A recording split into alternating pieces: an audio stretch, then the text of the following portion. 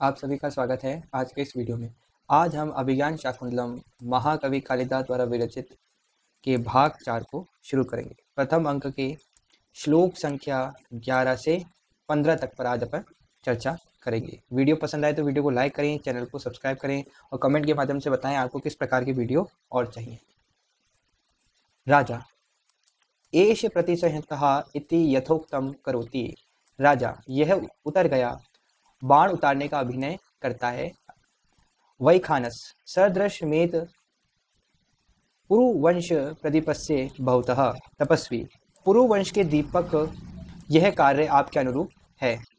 श्लोक आता है जन्म यस्य पुरुर्वंशे युक्तरूपमिदं तव पौत्रमेवं गुणोपेतं चक्रवर्तिं माप्नुहि। इस श्लोक का अर्थ है राजा तपस्वियों के कहने पर बाण उतार लेता है। तब वैखानस कहता है कि आपका जन्म पुरुवंश में हुआ है, अतः आपका यह आचरण उचित ही है कि आपने बाण लौटा लिया। ऐसे ही गुणों से युक्त चक्रवर्ती पुत्र को प्राप्त करें। भावार्थ, वैखानस का अनुरोध स्वीकार करके राजा दुष्यंत अपने बाण को उतार लेता है। इससे प्रसन्न होकर वैखानस यानी तपस्वी राजा की प्रशंसा करते हुए कहता है कि पुरुवंशी आपके द्वारा यह उचित ही किया गया है। साथ ही उसे अपने ही समान गुणों वाले चक्रवर्ती पुत्र प्राप्ति का आशीर्वाद भी देता है। यह आगे होने वाली घटना की सूचना भी है। आगे इतरौ बहु उद्यम में सर्वथा चक्रवर्तीनम पुत्र मापनुहि।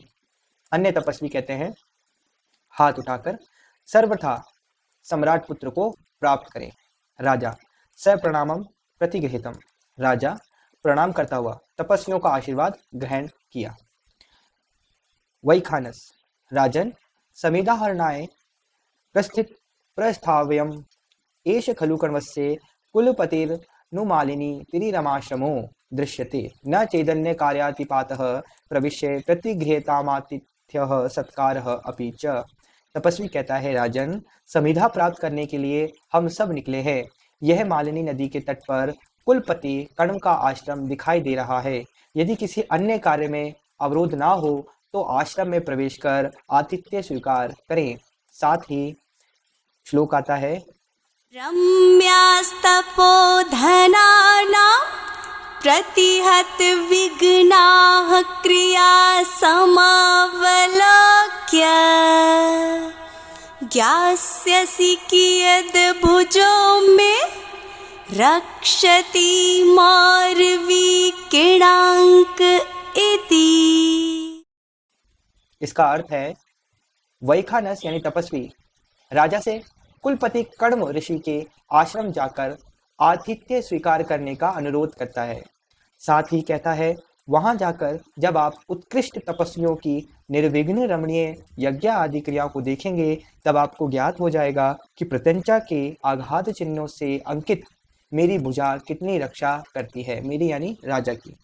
भावार्थ, वैखानस या तपस्वी कहता है कि कुलपति कण्व के आश्रम में जाकर न केवल आप अतिथि सत्कार प्राप्त कर सकेंगे अपितु तपस्वियों की निर्विघ्न धार्मिक यज्ञ आदि क्रियाओं को देखकर आपको अपनी भुजा की रक्षण सामर्थ्य का भी संतोष प्राप्त होगा। तो राजा कहता है अपि सन्निहितो अत्र कुलपति ही। राजा, क्या कुलपति कण्व आश्रम में उपस्थित हैं? वैखानस इदानीमेव दुहितरम शकुंतलामतिथि सत्काराय नियुज्ये दैवमस्याः प्रतिकूलम शमयेतु सोमतीर्थम गतः।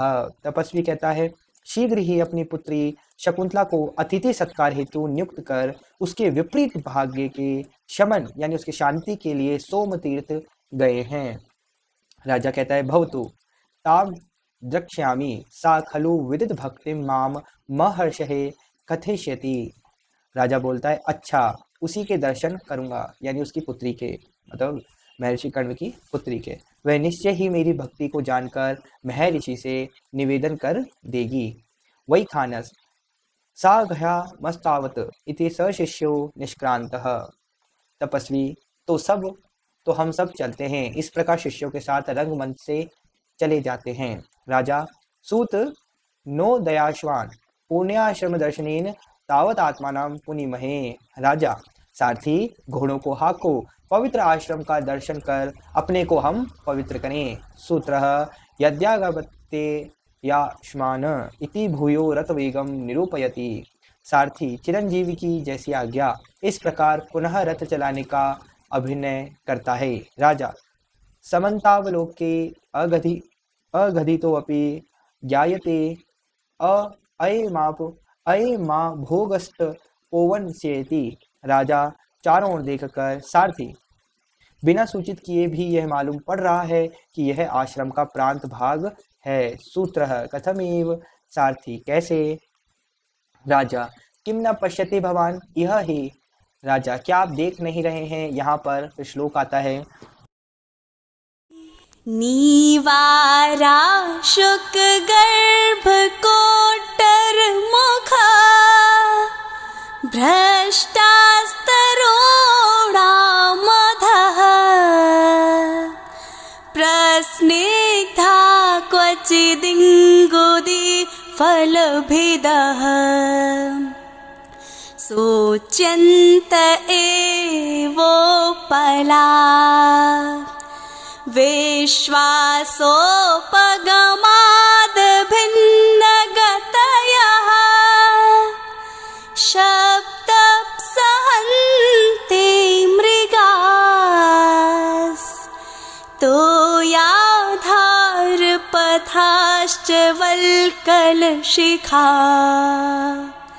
निश्चन्दरेखाङ्किता। श्लोक आता है और उसका अर्थ है, राजा के पूछने पर कि आश्रम में महर्षि कण्व उपस्थित हैं, तपस्वी कहता है कि वे अपनी पुत्री शकुंतला के दुर्भाग्य के शमन यानी शांति हेतु सोम तीर्थ गए हैं। कहाँ गए हुए हैं? सोम तीर्थ गए हैं और उसे अतिथि सत्कार के लिए नियुक्त कर गए हैं। अगर कोई भी अतिथि आता है तो उसका अतिथि सत्कार करें। तब राजा कहता है कि मैं उसी से मिल लेता हूँ, वह महर्षि से मेरी भक्ति के विषय में बता देगी। आश्रम के समीप पास पहुंचने पर राजा सूत से कहता है कि बिना कहे भी ज्ञात हो रहा है कि यह तपोवन है। कहीं वृक्षों के नीचे, अब यहाँ पर जो ऊपर वाला श्लोक है इसका अर्थ आता है, कहीं वृक्षों के नीचे तोतों से युक्त कोटरों के अग्रभाग यानी आगे वाले भाग से गिरे हुए निवार के दाने पड़े हैं, कहीं इंगूदी के फलों को तोड़ने वाले अत्यंत चिकने पत्थर पड़े हैं। विश्वास हो जाने से निशंक गति वाले मृग रथादि ध्वनि को सहन कर रहे हैं। कुटिया से लेकर सरोवरों तक आने वाले मार्ग वल्कलों के अग्रभाग से टपकने वाली जल की रेखाओं से चिन्हित हैं। इसका भावार्थ है कि दुष्यंत सूत्र से कहता है कि आसपास के दृश्य देखकर बिना बताए ही अनुमान हो जाता है यह तपोवन भूमि है। तपस्वियों द्वारा पक्षियों को डाले हुए निवार के दाने जब वे कोटरों में स्थित अपने बच्चों के मुंह में देते हैं तो कुछ दाने वृक्षों के नीचे गिर पड़ते हैं। इससे सूचित होता है कि समीप ही तपोवन है। तपस्वियों द्वारा प्रयोग में लिए जाने वाला इंगूदी का तेल पत्थरों पर उनके फलों को तोड़कर निकाला जाता है, अतः वे अत्यंत चिकने हो जाते हैं। यहाँ मृग रथ आदि की ध्वनि सुनकर भी भागते नहीं हैं, अपितु निशंक होकर विचरण करते हैं, क्योंकि उन्हें विश्वास है कि यह उनके लिए अभयारण्य है, यानी घूमने का उचित स्थान है। इसी प्रकार सरोवरों को जाने वाली पगडंडियां भी तपस्वियों के स्नान कर लौटने पर उनके वल्कल वस्त्रों से टपकने वाली जल की बूंदों से चिन्हित हो गई हैं। सूत सर्वमुपपनम। सारथी कहता है सब कुछ ऐसा ही है। राजा, स्तोक मंतर्गतवा तपोवन निवासिना मुपरोधो मा भूत एतवत्येव रथम स्थापये यावदवत रामी।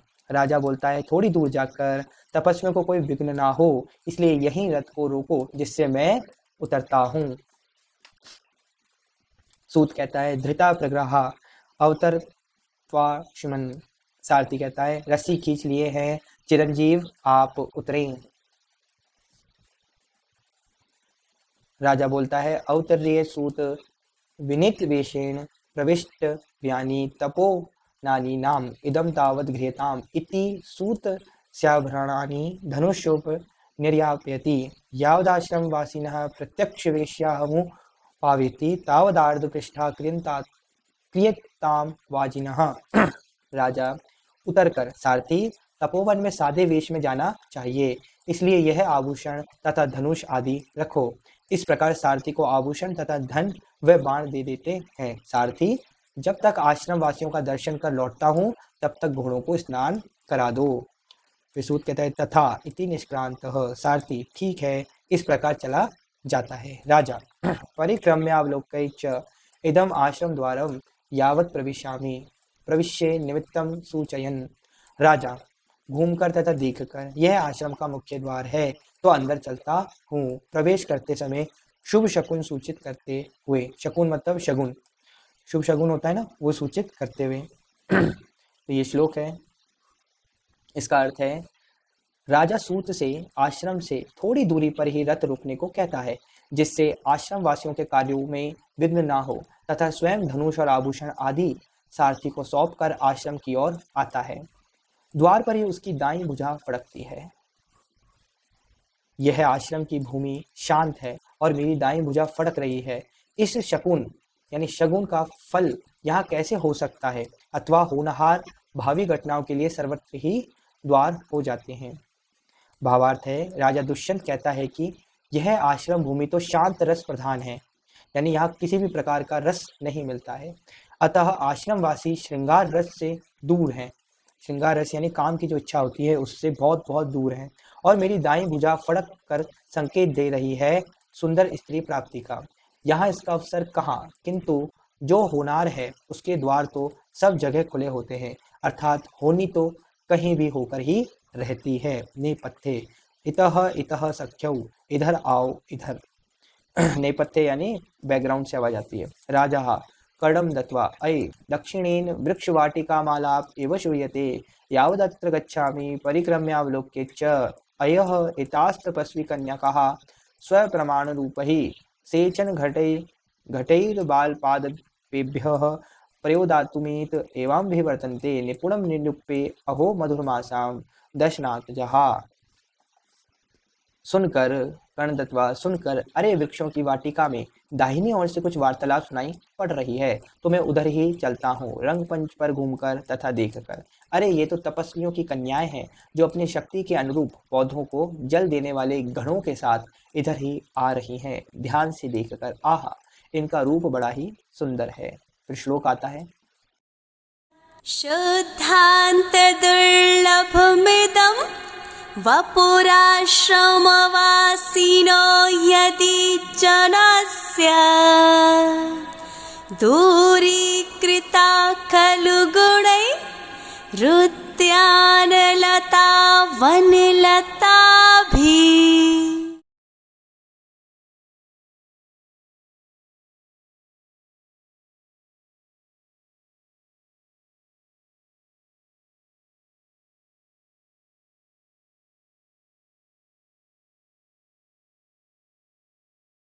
इस श्लोक का अर्थ है, आश्रम के भीतर जाने पर यानी अंदर जाने पर राजा दुष्यंत को गणों से वृक्षों को जल पिलाती हुई सुंदर तपस्वी कन्याएं दिखाई देती हैं।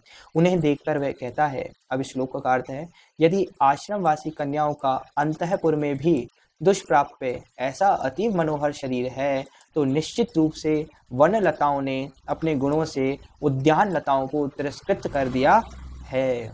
इसका भावार्थ बड़ा ही सुंदर है कि राजा दुष्यंत सोचता है कि अंतःपुर की स्त्रियों को श्रृंगार प्रसाधन के सभी साधन सुलभ होते हैं। अंतःपुर मतलब जो शहर की स्त्रियां होती हैं, जो राजा के इर्द गिर्द रहती हैं, उन स्त्रियों को श्रृंगार प्रसाधन के सभी साधन सुलभ होते हैं, यानी उनके पास श्रृंगार करने की सभी सामग्री होती है। किंतु आश्रम में उनका अभाव है। आश्रम में ऐसी कोई भी सामग्री नहीं मिलती जो कॉस्मेटिक आप कह सकते हो, कॉस्मेटिक वस्तुएं होती है। फिर भी इन कन्याओं का ऐसा मनोहर सौंदर्य है तो कहना पड़ेगा कि यत्न पूर्वक परिवर्धित सिंचित उद्यान लताओं के सौंदर्य को इन वन लताओं ने अपने नैसर्गिक सुगंध, कोमलता आदि गुणों के कारण पीछे छोड़ दिया है। जैसे कि एक उद्यान में जो फूल लगाए जाते हैं वो बड़े ही कष्टपूर्वक लगाए जाते हैं, ठीक है, बड़े ही उनको सींचा जाता है, बड़ा उनके ऊपर बहुत मेहनत की जाती है, तब जाकर वो फूल उगता है।